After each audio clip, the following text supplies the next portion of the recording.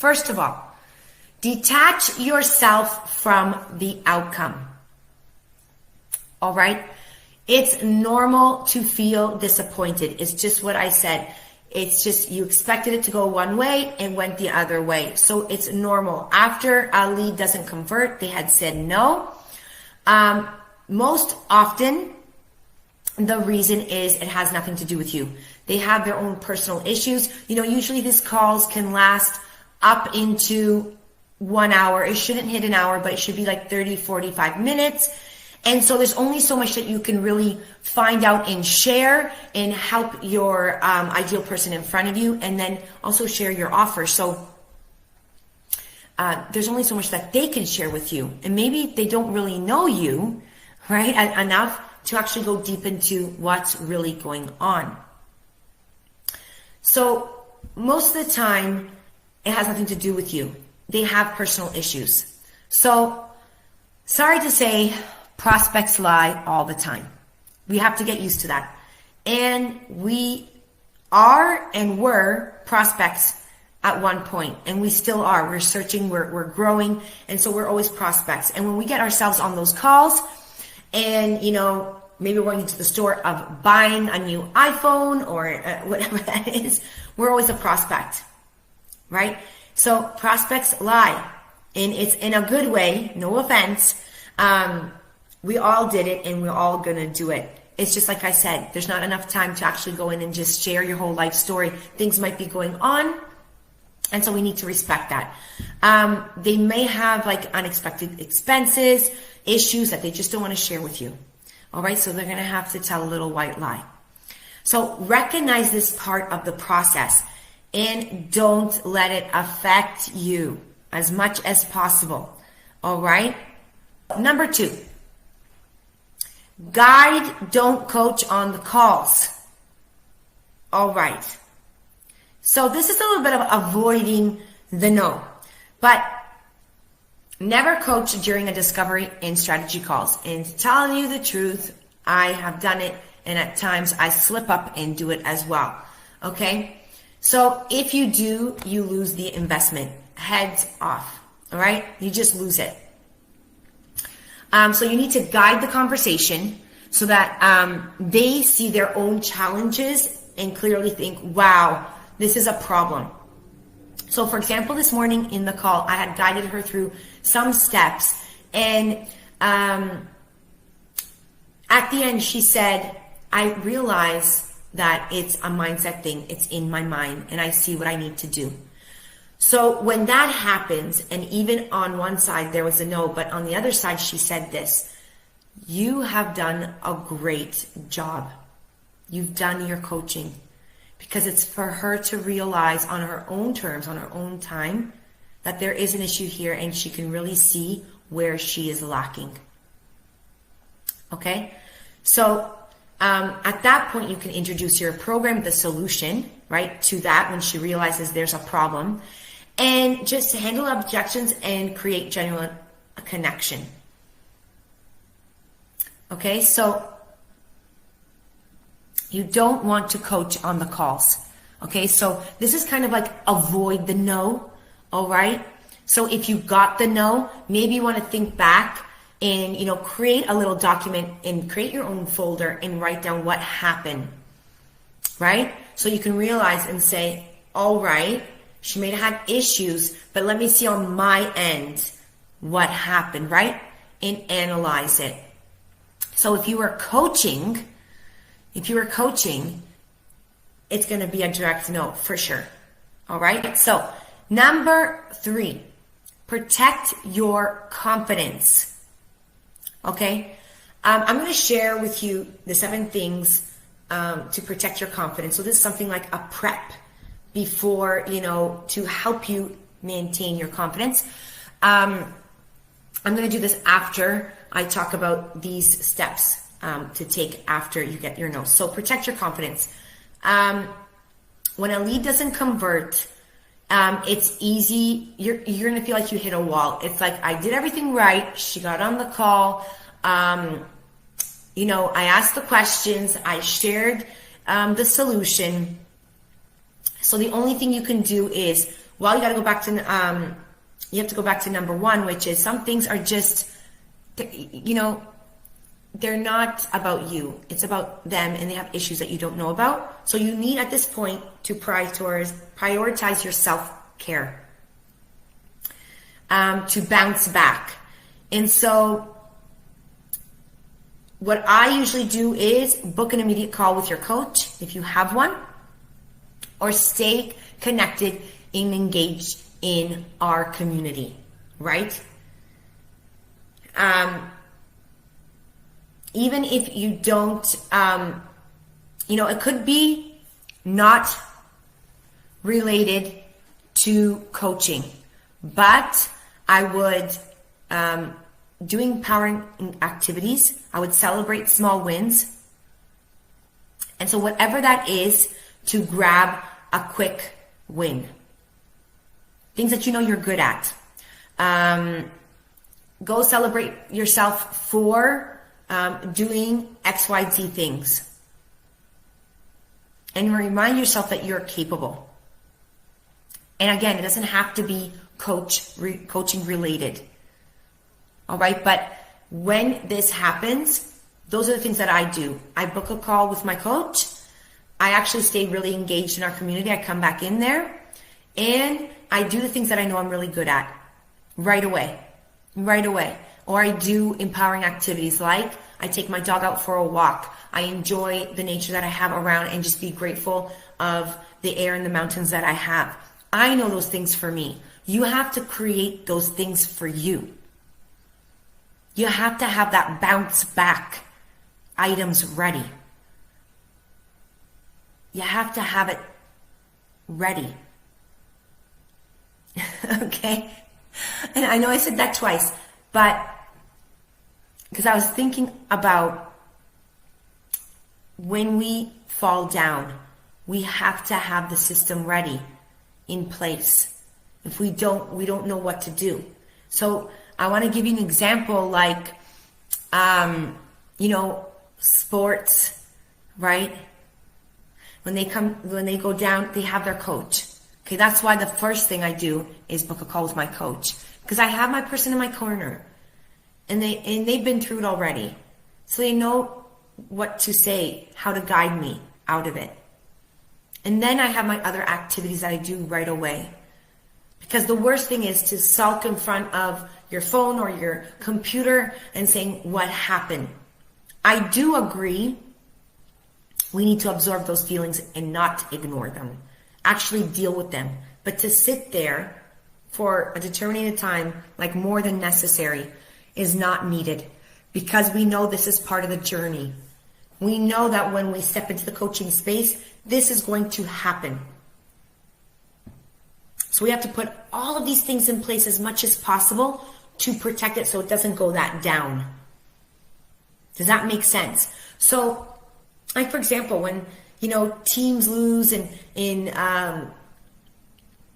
you know, what other examples? Like just with the American vote, Trump won, Biden didn't. You know, there's always win-lose situation, but they have those things in place so that they bounce back. Okay, so have your items in place. Make sure you have a system in place that when this happens, be kind to yourself. All right, treat yourself as a close friend. Okay, if a friend would come to you and they were down, something didn't go the way they planned, what would you do? Bash on them? No, right? So kind of step out of your own body and look at yourself from a higher view and say, well, if this was a friend, what would I do? What would I do? All right. So, you know, lift yourself up. Be compassionate with yourself. We do this with so many people, like our kids, our family, our friends. We forget that we need that too. Why is it that we do it with everyone else but ourselves? So we need to make this also a priority. we also have to remember how far we came. Many of you, I have a few clients that we talked about this actually last week and was saying, I should be here and I should, we forget where we started, where we were just asking for, I just want a couple of hundred extra people in my community or a couple of hundred extra followers. And I just want to connect with a few people in the DMs, no more. I would just love to work with someone for free just to see, how it goes and what my program is like. And then we're doing it and it's like, I only have a couple of hundred. I should be already like at 1K. Look at her. She's got 5K. So acknowledge where you were and where you are. Not many of you actually get through those phases. Being in the coaching space now for 5 years, what I've seen is it's really, a lot of coaches just quit after the 6-month mark. And after not even 2 years, the 2 years, from the 6 months to the 2 years is those months where they quit even more. So we need to learn how to manage also our emotions. Acknowledge where we've been and how far we came. A lot of people just quit. Because I know we want the big win. Let's say, let's put a number on this. Let's say, you're going for your 10K months, okay? And you just want 5 clients a month. But that big number there is a sum of all the little ones, of all the little things that you do. It's the sum. And so the actual journey isn't getting there. It's like, well, there you go. I got to 10K months. It's actually the journey, the steps, what you've done. And we miss that. And we miss that. So make sure that you're kind to yourself. Make sure that you celebrate yourself. Treat yourself with compassion. And remember that this is part of the journey. All right, so this is what I do after the nose. To tell you the truth, it takes a couple of seconds now for me. And so I put in place all of those items that I shared with you. And I know at times coaches have different hours, but I actually do book my callings around when I have my own coaching call, so that I know it's or before or after, and it gives me that boost. I'm grateful because my coach is always available, so I can even just reach out in the DMs and he'll reply. So I want to get into the seven secrets, the 7 things to protect your confidence. So this is kind of like a prep. And in the coaching space, we really need to wrap our heads around one thing. We need to be prepared. And the more that we're prepared, the more that we protect our confidence and actually protect the downfall. Because there's going to be ups and downs. It's completely different than the world of the 9 to 5. You're going to get your paycheck, you put in 8 hours, you're going to get whatever. It's different. It's a completely different world. Right? All right, so number 4, embrace change and innovation. Don't be scared of it. So that means embrace AI. My friends, there's so many things that are happening, and you guys are so super lucky to be in this community because I will be sharing it with you. I got the sun here in my eyes. But there you go. I think I found a place where it's a little bit less sunny. Okay. And we got to embrace it because I'm in a few inner circles, and what they are sharing, my friends, my family, is amazing. AI is going to help us, and it's so easy, and you don't need a lot of it. You just need the right ones. All right. So don't be scared of it. Embrace it. Embrace the change. Number 5, model proven processes instead of your own trial and error. And I'm going to have to stop here and share a few things as well. What does that mean? Now, your message is your message. It's unique. Your experiences is unique. Your skill is unique. You're unique. Your essence is unique. That doesn't get touched. Nonetheless, coaching is all about processes. Why? Because if you just share your message, your audience is not going to be able to digest it. Because it's from you, it's your way, it's your process, it's your experience, it's your journey. They don't know how to grab it, they don't know how to digest it. And so coaching is all about processes. It's about the process to get your message out there so it's tangible and digestible for your ideal people. And the more simple you can make this, and hear me out, write it, tattoo it. Here's a new tattoo for you today. Go put it here, go put it here, put it on your hand so you look at it, tattoo it. Simplicity wins over complexity. The more simple you can create the experience and the process for your audience, the more they will tap into you. Okay? So don't go crazy and you're bringing down your confidence because you don't get it. We just don't know what we don't know. When I stepped in here in the coaching space, I just didn't know what I didn't know. We have to learn how to use the DMs. There's no way out of it. There's no way in your whole journey, even if you want to automate everything, you're going to end up getting into the DMs. You're going to get on a book call. You're going to connect with your clients. You're going to need to share some sort of content, something, even if you don't put your face on it. A written post, a video, even if it's a video with somebody else, you got to know what to be creating. If you don't want to put yourself in there, but you still got to share something, how are they going to reach you?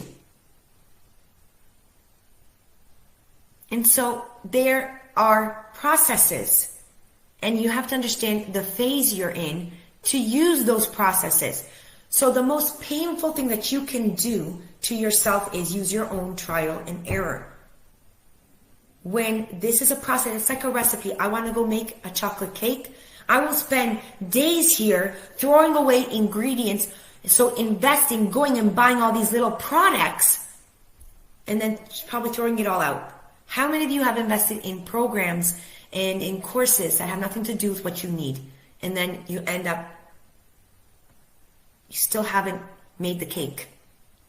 You still haven't gotten paid clients. You need to understand that. Coaching is proven process. Your message is your message. Your experience is your experience. It needs to be packaged in a way so that it's easy to digest and be tangible for your audience. That's all it's about. And the faster that you can understand that and actually apply it, the faster that you are going to be successful. That's it. The ones that are winning out there, okay, that are successful, aren't successful because they're smarter. They just get this and they take action really, really fast. All right. Number 6, know your compelling future and visualize it every day. My friends, we talked about this last week. Touching back to your goals. What are your goals? What is your compelling future? What are you working towards? It's like, I want to go to Rome today, and I just don't put in my GPS and I just start going around the street. I get lost. I'm going to go down the wrong road. Your compelling future is your destination point, like a GPS system. Number 7, remember your why. Why did you want to do this in the first place? Why? Right? When you feel like your confidence is coming low, go tap into that. And not about just, I want to help women create, their beautiful life or help them with their weight loss. Really, really your personal reason. We forget that along the way. And some of it is helping others, and I get that, but really your deep down reason. We all have a personal reason, and we forget to tap into that. We forget it's always about somebody else.